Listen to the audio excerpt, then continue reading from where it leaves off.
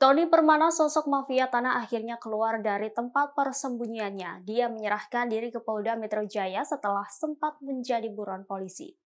Tony Permana telah menjalani pemeriksaan di Polda Metro Jaya pada Jumat 29 September. Ia telah ditetapkan menjadi tersangka kasus dugaan mafia tanah senilai 1,8 triliun rupiah di Jakarta Utara. Saat menjadi DPO, Tony disebut di luar negeri beberapa tahun untuk menghindari kejaran petugas. Direktur Reserse Kriminal Khusus Polda Metro Jaya, Kombes Ades Safri Simanjuntak, membenarkan bahwa Tony Permana menyerahkan diri, bukan ditangkap. Usai pemeriksaan, Tony langsung dilakukan penahanan karena ia sempat 2 kali mangkir dalam pemeriksaan sebagai tersangka mafia tanah bersengketa di wilayah Jakarta. Aloyos Ferdinand selaku kuasa hukum korban Muhsin juga heran dengan sikap tersangka yang menyerahkan diri ke polisi. Meski begitu, pihaknya menyambut baik upaya yang dilakukan Polda Metro Jaya.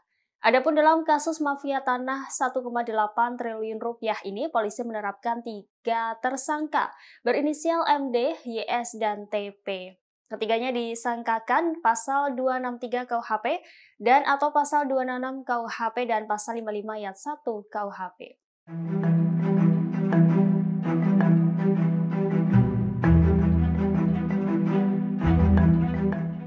Seorang satpam sekolah tewas setelah berhasil memadamkan api dalam insiden kebakaran di SMAN 6 Jakarta pada Jumat 29 September. Ia tidak sadarkan diri usai menghirup gas karbon dari apar yang digunakannya untuk memadamkan api. Adapun petugas security tersebut bernama Cecep Kohar, 45 tahun.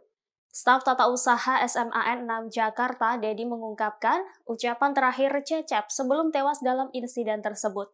Ia menceritakan insiden kebakaran di SMAN 6 Jakarta bermula ketika muncul percikan api di ruangan panel listrik. Dedi, Cecep, dan cleaning service bernama Willy berinisiatif mencari apar yang disimpan di bawah tangga.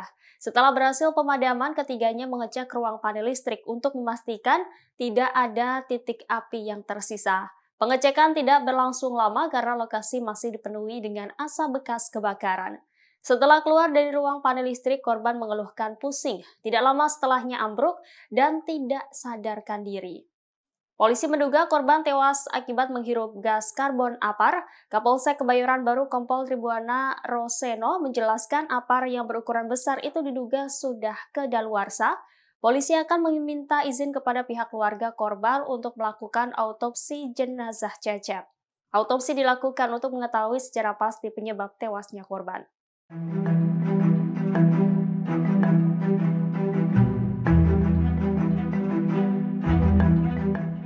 Lagi-lagi kasus perundungan terjadi, kali ini di Kedoya Utara, Kebonjeruk, Jakarta Barat. Dalam video yang beredar, seorang bocah dengan sadis menganiaya temannya hingga terkapar di lantai. Terlihat bocah itu memukul dan menginjak korban berkali-kali sambil memaki. Mirisnya, orang yang terlihat lebih dewasa di sebelah korban tidak melerai aksi tersebut. Orang dewasa itu bahkan tidak melerai aksi bocah yang merundung korban. Mereka justru asyik main PlayStation dan satunya memvideokan.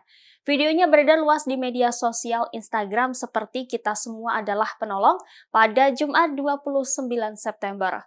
Dalam keterangan unggahan disebutkan perundungan terjadi diduga karena pelaku dan korban saling berebut PlayStation. Disebutkan kejadian ini sudah dilaporkan ke Polres Jakarta Barat. Karena pelaku kekerasan merupakan anak di bawah umur, maka penanganan dilakukan secara khusus. Diketahui belakangan tengah ramai dibicarakan aksi perundungan pelajar SMP di Cilacap. Akibatnya korban mengalami luka dan patah tulang rusuk. Kasus tersebut saat ini sudah dalam penanganan pihak kepolisian. Menyikapi adanya kasus ini, Pemkab Cilacap meminta para orang tua siswa untuk sama-sama kompak melakukan pendampingan terhadap anaknya. Kamu tadi di sana nggak pernah senyum, kok di sini senyum-senyum? Ya. Jadi kondisinya semakin membaik ya, semakin sehat. Kondisi FF, korban perundungan pelajar di Cilacap, perlahan membaik. Ia sudah bisa tersenyum meski masih terbaring lemah di ranjang pasien rumah sakit. Senyumnya mulai terlihat lepas saat sejumlah anggota Polresta Cilacap berkunjung menjenguknya saat di RSUD Margono Soekarjo Purwokerto. Kondisi terkini FF terungkap dari unggahan Instagram @humas Polresta Cilacap pada Jumat 29 September. Kunjungan anggota Polresta Cilacap itu bagian dari trauma healing bagi korban. Perubahan kondisi FF ini pun turut dirasakan oleh salah satu anggota perwira Polresta Cilacap. FF tampak senyum meski masih terbaring di ruangan perawatan dengan tangan yang masih terbungkus alat infus. Dalam kesempatan itu, polisi juga menanyakan bagaimana kelanjutannya di sekolah. Selanjutnya, seorang polwan menasehati FF agar tidak lagi ikut-ikutan geng di sekolah. Polwan itu berujar, lebih baik FF mengikuti ekstrakurikuler yang dapat menunjang pendidikannya.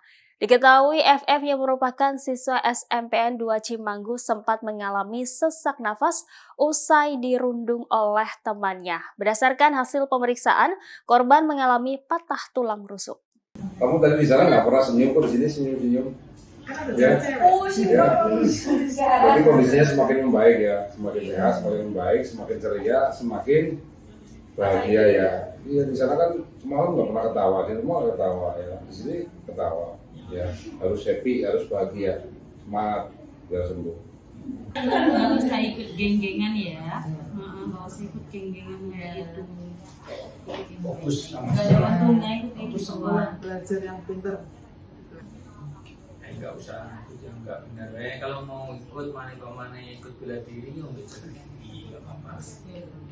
Kamu memang mau ikut bela diri, atau ada untuk jaga diri, jangan sampai untuk kelahi, nggak boleh ya.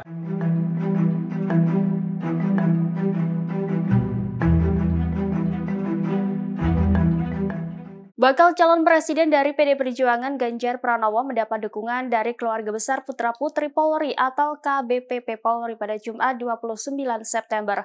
Deklarasi dipimpin oleh Ketua Umum KBPP Polri, Evita Nursanti.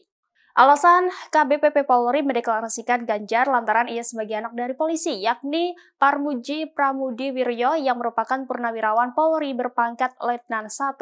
Menurut Evita, dukungan diberikan demi menjalankan amanat anggaran dasar maupun Trisetia KBPP Polri. Amanat tersebut menyatakan bahwa KBPP Polri wajib memberikan dukungan dan solidaritas kepada anak-anak polisi untuk menjadi pemimpin di berbagai bidang, termasuk dalam hal ini menjadi Presiden Republik Indonesia. Ia menegaskan dukungan tersebut dilakukan secara sukarela, bukan paksaan. Sementara bakal calon presiden Ganjar Pranowo menyambut baik dan antusias dukungan dari KBPP Polri tersebut. Menurut Ganjar, dukungan itu telah menambah energi baru untuk memenangkan kontestasi Pilpres 2024 mendatang. Saat hadir di deklarasi, Ganjar mengenang bagaimana ayahnya saat bertugas sehingga ia harus ikut berpindah tempat dinas. Kami para pengurus maupun anggota keluarga besar putra-putri Polri mendeklarasikan solidaritas keluarga besar putra-putri Polri untuk mendukung Ganjar Pranowo sebagai anak polisi menjadi Presiden RI periode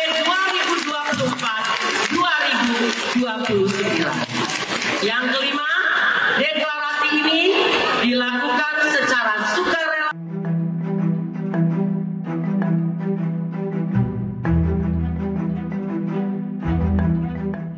Penyebab kematian CHR anak pamen TNI Angkatan Udara hingga kini masih menjadi misteri. Polres Metro Jakarta Timur telah melakukan penyisiran CCTV yang berada di sekitar TKP.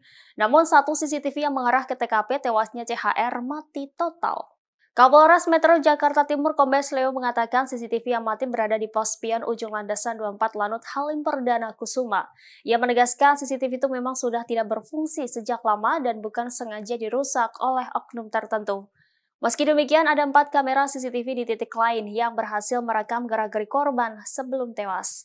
Hasil analisa polisi hanya 4 CCTV yang merekam gerak-gerik CHR serta momen-momen sebelum korban ditemukan tewas terbakar. Dalam rekaman terlihat si CHR seorang diri menggunakan sepeda menuju lokasi ditemukan tewas. Sementara itu barang bukti yang ditemukan pihak kepolisian adalah ransel yang dibawa CHR. Sebelumnya Kepala Rumah Sakit Polri Kramat Jati Brigjen Pol Haryanto mengatakan korban masih hidup saat tubuhnya terbakar. Hal itu diketahui setelah jenazah pria berusia 16 tahun itu diautopsi. Pihak berwenang menemukan jelaga di area pernafasan CHR. Ada menggunakan ransel yang juga kami temukan di TKP. Tas ransel. Dari 18 titik yang diidentifikasi, yang kemarin kami sudah sampaikan pada saat doorstop yang lalu, di sekitar TKP. Ternyata hasil analisa hanya 4 titik CCTV yang merekam korban, baik itu pra dan pasca kejadian.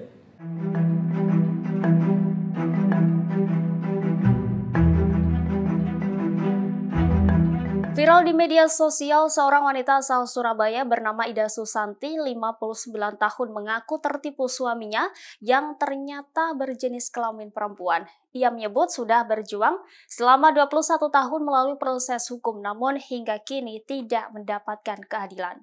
Peristiwa yang dialaminya itu sempat diunggah di akun TikTok miliknya, @susantio. Ia menceritakan awalnya mengenal suaminya pada tahun 2000 yang mengaku bernama Nardinata Marsioni Suhaimi. 3 minggu pasca perkenalan, Nardinata langsung melamar Ida. Ia mengetahui jika suaminya perempuan saat berbulan madu di 3 negara. Saat momen itu, Nardinata mengaku berjenis kelamin perempuan dan tidak ingin menikah. Mendengar pengakuan Nardinata itu, Ida pun mengaku syok dan berbuntut pertengkaran hebat. Bahkan Ida dipukul dan diancam akan dibunuh. Pada saat itu, Nardinata meminta agar Ida merawat 3 anak angkatnya serta abu dari orang tuanya. Akhirnya Ida pun menerima dengan persyaratan memenuhi segala kebutuhannya. Lantas Nardinata pun membelikan rumah untuk Ida di Surabaya. Namun beberapa bulan kemudian datang seorang perempuan yang mengaku juga sebagai istri dari suaminya yang tinggal di Balikpapan. Kedatangan perempuan itu untuk merampas mobil-mobil dan baju suaminya. Hingga akhirnya Ida memutuskan untuk menyudahi dan menuntut hak dan keadilan atas penipuan hingga kejahatan seksual.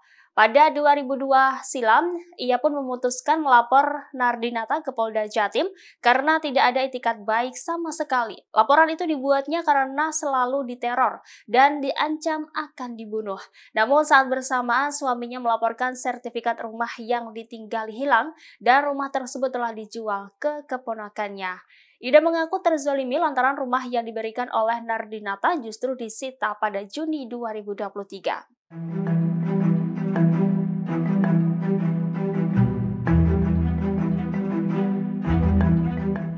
Terungkap sosok suami Ida Susanti yang ternyata berjenis kelamin perempuan. Suami Ida yang mengaku bernama Nardinata Marsioni disebut adik dari seorang konglomerat. Klaim tersebut disampaikan Ida saat dihubungi Tribun News via WhatsApp pada Jumat 29 September. Ia mengatakan suaminya merupakan adik kandung dari pengusaha Taung Yusuf Hamka sesuai dengan keterangan dalam BAP-nya. Menurutnya, Nardinata merupakan adik bungsu Yusuf Hamka. Namun sejak awal mengenal Nardinata hingga kini, ia tidak pernah bertemu dengan Yusuf Hamka. Pasca pengakuannya viral di media sosial, Nardinata disebutnya tidak pernah menghubungi untuk menyampaikan itikat baik. Kendati demikian, ia mengaku memaafkan Nardinata. Ia pun berharap agar Nardinata segera ditangkap polisi lantaran dianggap telah merugikan dirinya. Sebelumnya, Ida menceritakan saat masa perkenalan dengan Nardinata, membawa KTP dan akte lahir untuk meyakinkan dirinya. Singkat cerita, saat bulan madu, Nardinata melontarkan pernyataan yang mengejutkan. Nardinata mengakui dirinya sebagai perempuan dengan nama asli Nera Maria Suhaimi Joseph. Nardinata mengatakan jika dirinya tak ingin memiliki istri, hanya butuh pendamping. Usai pengakuannya itu, Nardinata mengancam akan membunuh Ida. Karena ketakutan, Ida pun kemudian mengalah.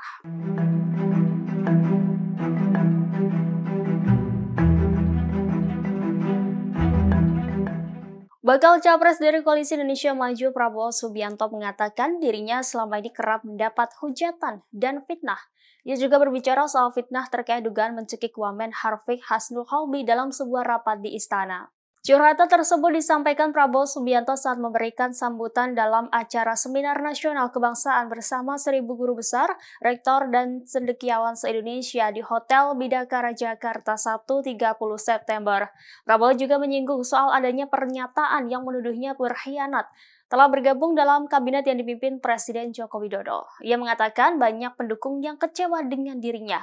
Meski bergabung dengan pemerintah era Jokowi periode 2019 hingga 2024, Prabowo mengaku tidak pernah berubah dalam sikapnya untuk kepentingan rakyat dan bangsa Indonesia. Prabowo kemudian menjelaskan alasannya bergabung dengan Jokowi. Ia mengatakan alasan bergabung dengan Jokowi karena tidak ingin Indonesia diadu domba. Prabowo memandang Jokowi merupakan sosok yang memiliki kecintaan terhadap Indonesia.